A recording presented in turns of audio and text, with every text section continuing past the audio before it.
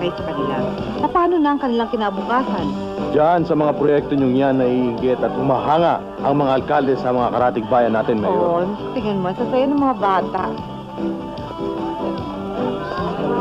Ayos na po ang lahat ng pinasikaso niyo sa akin. Dumating na rin ho yung mga pagkain pinadala ni Governor.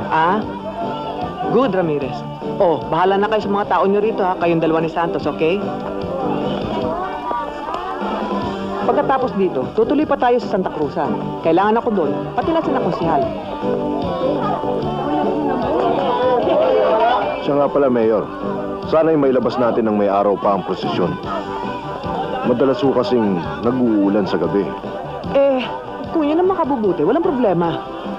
Sisters, yun nga palang pagbibigay ng mga laruan sa mga bata. Ihanda na. Yes, Mayor.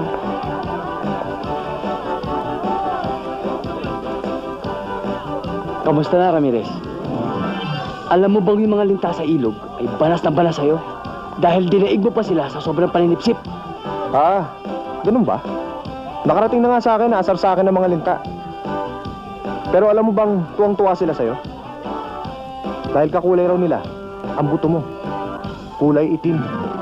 Ramirez, pasalamat ka, andyan si Mayor. Dahil kung wala, mapapaaga ang pagpunta mo sa dentista. At magmumumog ka ng sarili mong dugo.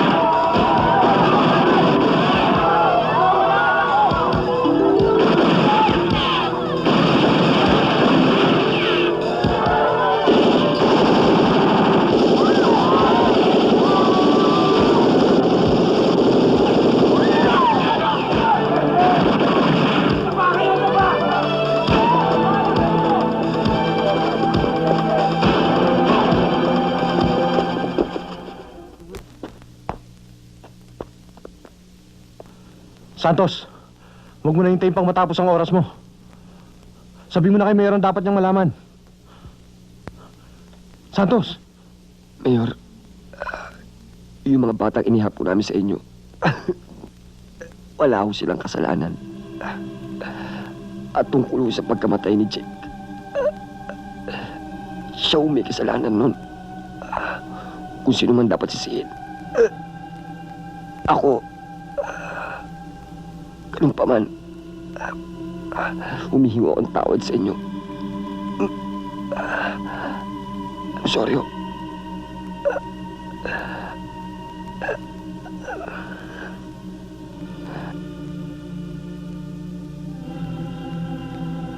Mga bata, kain lang kayo ng kain, ha? Ayoko pong kumain kasi po masakit po ang tiyan ko eh. Michael, pakiabot nga yung sardinas. Huwag naman ganun, Michael. Oh!